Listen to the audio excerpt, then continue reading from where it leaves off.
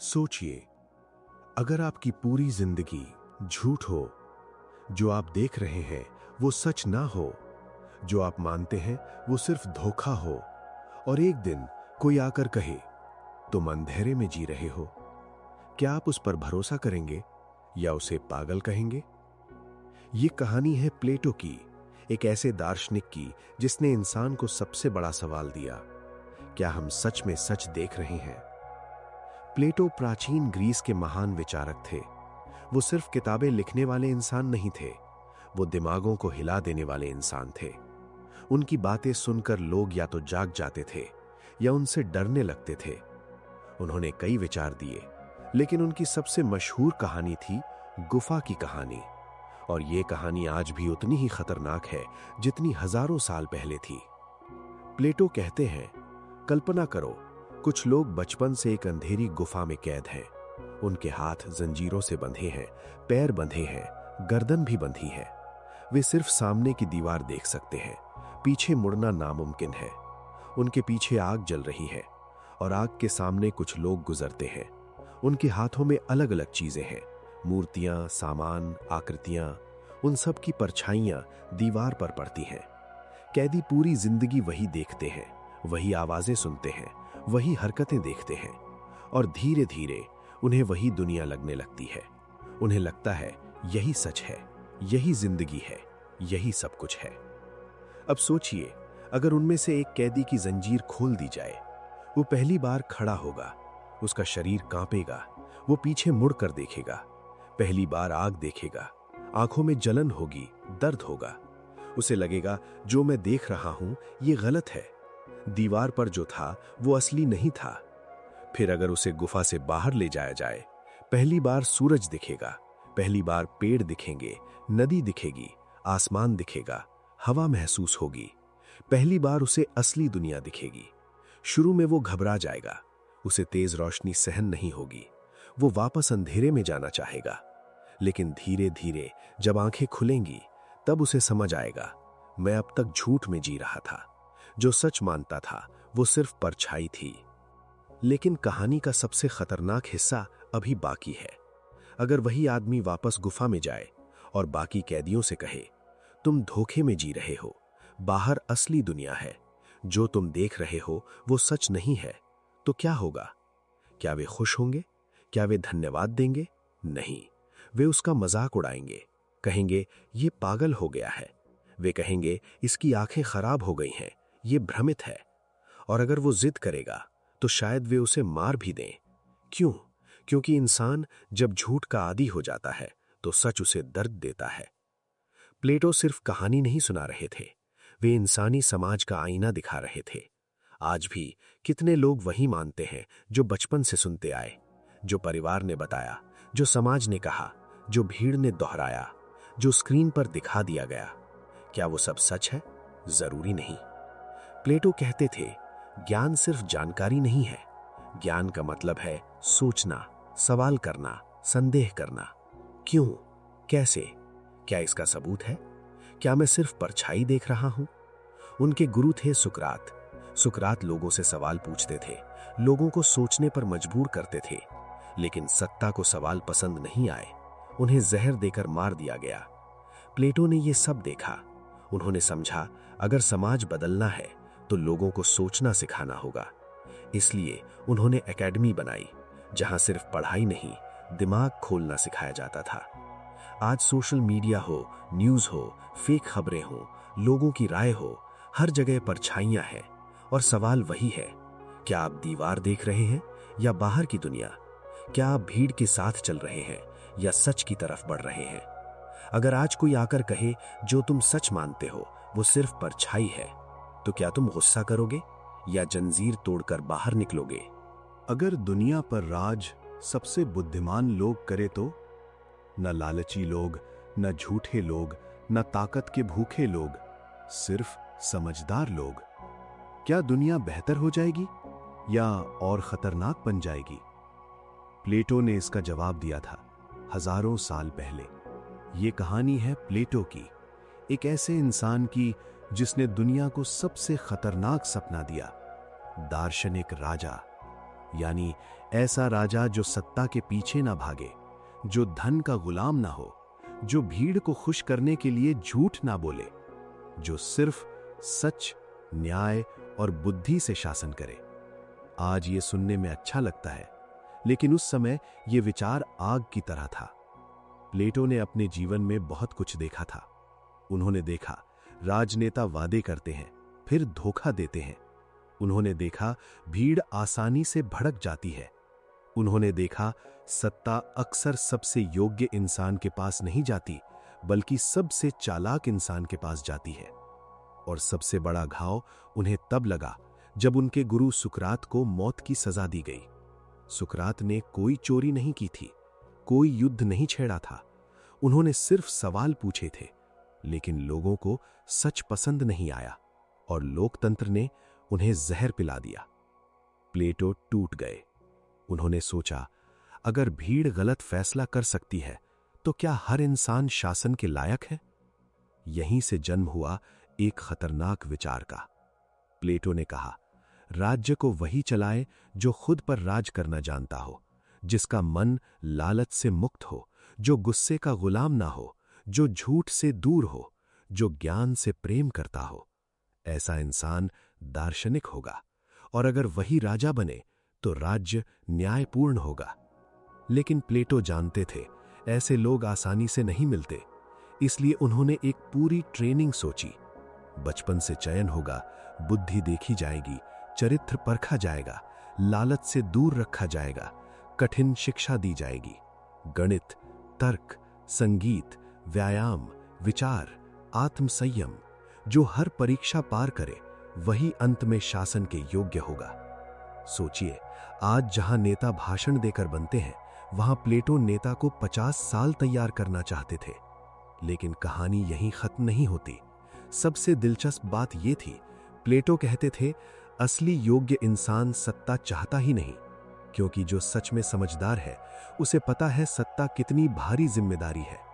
इसलिए सबसे अच्छा शासक वही है जो राजा बनना नहीं चाहता। कितनी अजीब बात है, आज ज्यादातर लोग सत्ता पाने को लड़ते हैं। प्लेटो कहते थे, जो सत्ता के पीछे भागे उसी से सावधान रहो। लेकिन फिर सवाल उठता है, क्या यह सपना सच हो सकता है? प्लेटो ने कोशिश की। वो सिसिली गए।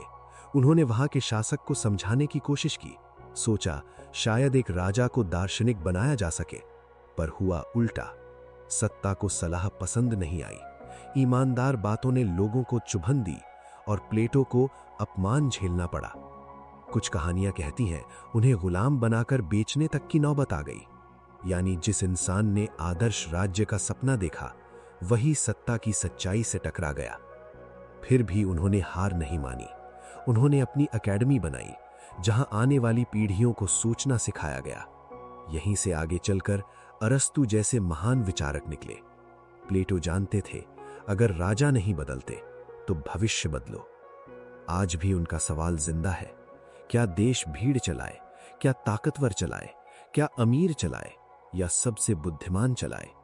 लेकिन बुद्धिमान कौन है? डिग्री वाला, चालाक, लोकप्रिय या चरित्रवान? यही प्लेटो हमें सोचने पर मजबूर करते हैं। उनका सपना शायद पूरी तरह सच नहीं हुआ, लेकिन उनका सवाल आज हर चुनाव में मौजूद है। हम किसे चुनते हैं? जो अच्छा बोलता है, जो डराता है, जो बांटता है, या जो सच में समझदार है? अगर आज प्लेटो जिंदा होते तो क्या वो हमारे नेताओं को योग्य मानते? और सबसे बड़ा सवाल, अगर सत्ता आपको मिले तो क्या आप खुद पर राज कर पाएंगे? एक आदमी जिसने दुनिया को सोचना सिखाया, पर खुद दुनिया से हार गया। उसने आदर्श राज्य का सपना देखा, राजाओं को बदलना चाहा, सत्ता को ज्ञान देना चाहा, लेकिन बदले में उसे मिला धोखा, अपमान और गुलामी तक का दर्द। क्या सच बोलने वालों का यही अंजाम होता है? ये कहानी है प्लेटो की, लेकिन वो प्लेटो जिसे किताबों में कम बताया जाता है। हम प्लेटो को महान दार्शनिक के रूप में जानते हैं। गुफा की कहानी वाले प्लेटो, न्याय की बात करने वाले प्लेटो, दार्शनिक राजा का सपना देखने वाले प्लेटो। लेकिन उनकी जिंदगी सिर्फ विचारों की नहीं थी, वो उम्मीद, टूटन और संघर्ष की कहानी भी थी। प्लेटो का जन्म एथेंस के एक सम्मानित परिवार में हुआ। उनके पास नाम था, प्रतिष्ठा थी और राजनीति में जाने का रास्ता भी था। वो आसानी से सत्ता का हिस्सा बन सकते थे। लेकिन तभी उनकी मुलाकात हुई सुकरात से। सुकरात अजीब थे। साधारण कपड़े पहनते थे, सवाल पूछते थे, लोगों की नकली बुद्धिमानी तोड़ देते थे। प्लेटो पहली बार किसी ऐसे इंसान से मिले जो सच के लिए जीता था। यहीं से उनकी जिंदगी बदल गई। उन्होंने सत्ता का रास्ता छोड़ दिया और ज्ञान का रास्ता चुन लिया। लेकिन फिर आया सबसे दर्दनाक दिन। सुकरात पर मुकदमा चला। उन पर आरोप लगाया गया, युवाओं को बिगाड़ने का, देवताओं का अपमान करने का। असल कारण कुछ और था। उन्होंने लोगों को सोचने पर मजबूर किया था। भीड़ ने फैसला दिया, सुकरात को जहर पीना पड़ा। प्लेटो ये सब देख रहे थे। उनके गुरु उनकी आंखों के सामने सिस्टम द्वारा मार दिए गए। यही वो पल था जब प्लेटो का भरोसा टूट गया। उन्होंने समझ लिया, भीड़ हमेशा सही नहीं होती। लोकप्रिय फैसला न्यायपूर्ण फैसला नहीं होता। इसी दर्द से निकला उनका सबसे बड़ा विचार, आदर्श राज्य। उन्होंने कहा, जब तक बुद्धिमान लोग शासन नहीं करेंगे, दुनिया दुख झेलेगी। लेकिन प्लेटो सिर्फ लिखना नहीं चाहते थे, वो इसे सच करना चाहते थे। वो सिसिली गए। वहां के शासक डायोनिसियस के दरबार में पहुंचे। सोचा, अगर राजा को दर्शन सिखा दिया जाए तो राज्य बदल सकता है। उन्होंने राजा को न्याय सिखाने की कोशिश की, संयम सिखाने की कोशिश की, सत्ता का सही अर्थ समझाने की कोशिश की। पर सत्ता को आईना पसंद नहीं आया। राजा को वो आदमी पसंद नहीं आया जो उससे सच बोलता था। दरबारियों को भी डर लगा, अगर राजा बदल गया तो उनका खेल खत्म हो जाएगा। षड्यंत्र शुरू हुआ और फिर जो हुआ वो चौंकाने वाला था। प्लेटो को वहां से निकाल दिया गया। कुछ कथाओं के अनुसार उन्हें पकड़कर गुलाम की तरह बेच दिया गया। सोचिए, दुनिया का महान दार्शनिक, जिसने न्याय पर लिखा, जिसने आदर्श राज्य की बात की, उसे इंसानों के बाजार में खड़ा किया गया। यह सिर्फ अपमान नहीं था, यह दुनिया का जवाब था। किस्मत से एक पुराने मित्र ने उन्हें पहचान लिया और पैसे देकर छुड़ा लिया। प्लेटो आजाद हुए, लेकिन अब वो पहले जैसे नहीं रहे। उन्होंने दुनिया की असलियत देख ली थी। ज्ञान महान हो सकता है, लेकिन सत्ता उससे डरती है। सच जरूरी हो सकता है, लेकिन लोग उससे भागते हैं। फिर भी उन्होंने हार नहीं मानी। एथेंस लौटकर उन्होंने अकेडमी बनाई। ये सिर्फ स्कूल नहीं था, ये विचारों की प्रयोगशाला थी। यहां लोग रटते नहीं थे, सोचते थे। यहां सवाल पूछे जाते थे, तर्क किया जाता था, गणित पढ़ाया जाता था, चरित्र की बात होती थी। यहीं आगे चलकर अरस्तु जैसे महान विद्यार्थी निकले। यानी राजा नहीं बदला तो प्लेटो ने भविष्य बदल दिया। उनकी जिंदगी हमें गहरी बात सिखाती है। हर सच्चा इंसान दुनिया नहीं बदल पाता। कई बार दुनिया उसे चोट देती है, लेकिन अगर वो टूट कर भी काम करता रहे तो आने वाली पीढ़ियां बदल जाती हैं। प्लेटो राजा नहीं बने, उनका आदर्श राज्य नहीं बना, उनके विचारों का पूरा मॉडल कभी लागू नहीं हुआ। लेकिन आज भी राजनीति पर चर्चा हो, न्याय की बात हो, शिक्षा की बात हो, नेतृत्व की बात हो, प्लेटो वहां मौजूद हैं। उन्होंने कहा था, अनपढ़ शासक से बड़ा खतरा कोई नहीं और बिना चरित्र वाले बुद्धिमान से बड़ा धोखा कोई नहीं। यही वजह है आज भी उनका नाम जिंदा है। लेकिन सोचिए, अगर प्लेटो को गुलाम बनाकर बेचा जा सकता है तो सच बोलने वाले आज कितने सुरक्षित हैं। अगर सुकरात को जहर दिया जा सकता है तो सवाल पूछने वालों की कीमत आज क्या है। प्लेटो की कहानी जीत की नहीं है, ये जिद की कहानी है। गिरकर भी सोचते रहने की कहानी है, हार कर भी सिखाते रहने की कहानी है, दर्द के बाद भी भविष्य बनाने की कहानी है। अगर दुनिया आपको ठुकरा दे तो क्या आप टूट जाओगे या प्लेटो की तरह ऐसी चीज बनाओगे जो आपके बाद भी जिंदा रहे। एक आदमी हजारों साल पहले चेतावनी देता है, जब गलत लोग सत्ता में आएंगे समाज टूट जाएगा।